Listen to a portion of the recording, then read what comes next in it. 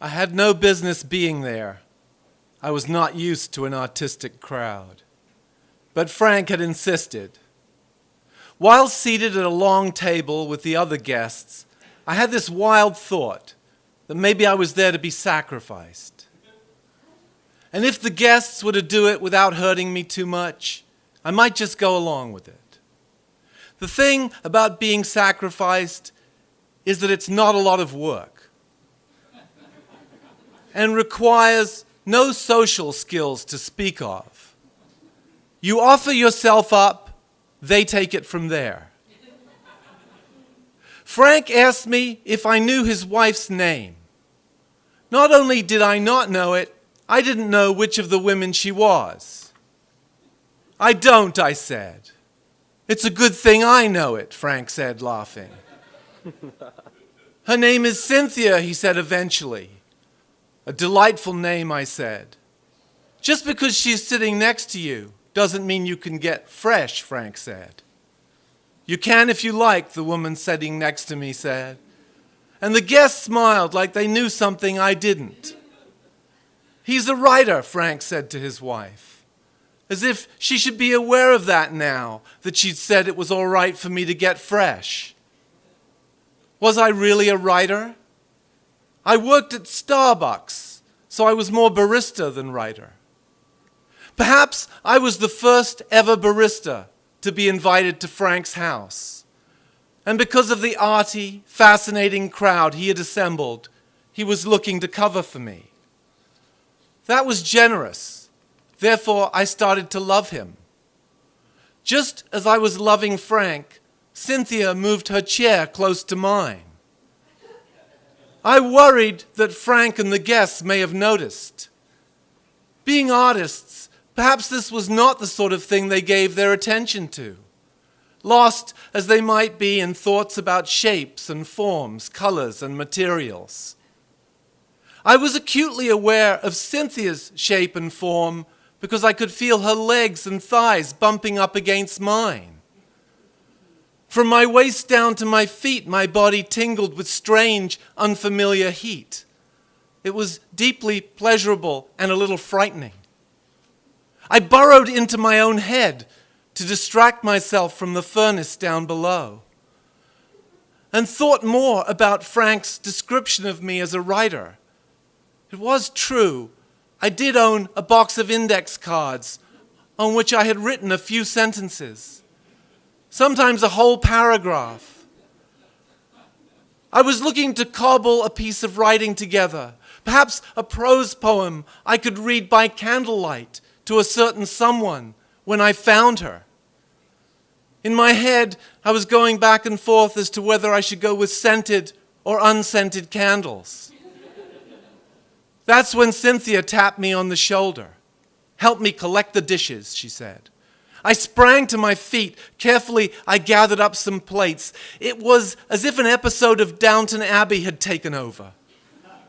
In the takeover, I'd become the servant, and so had Cynthia, only she was the head servant, the boss of us all.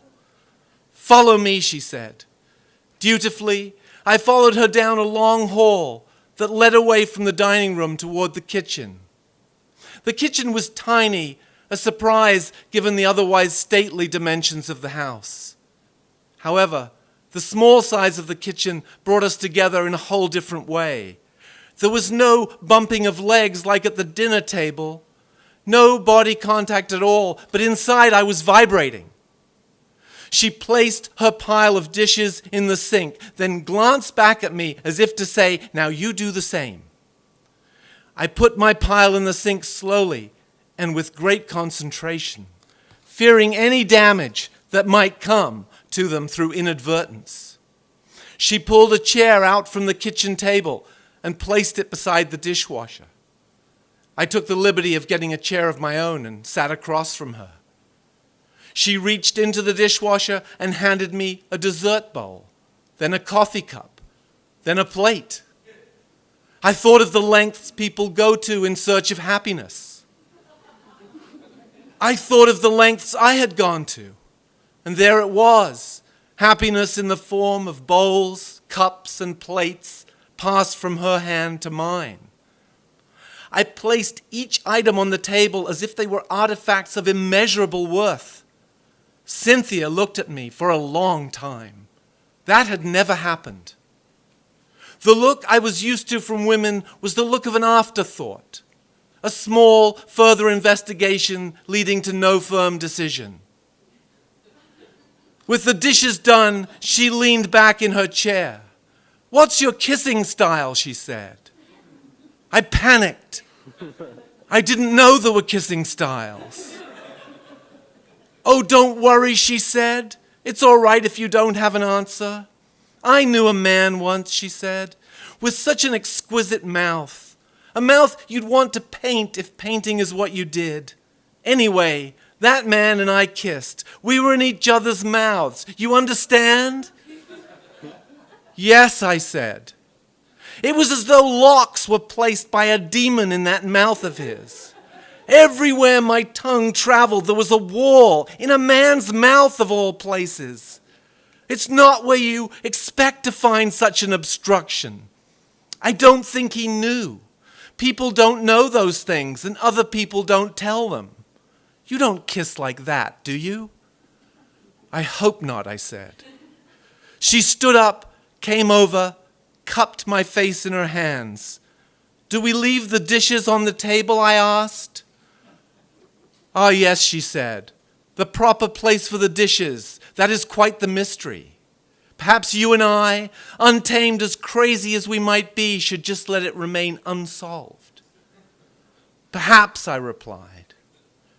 Then we were in each other's mouths. It went on for a long time and was intensely pleasurable. But something about it didn't seem right. When it was over, I had to ask her, "Will I be sacrificed?" "Probably," she said. "You don't mind, do you?" "Not really," I said. After all, it had been a wonderful evening.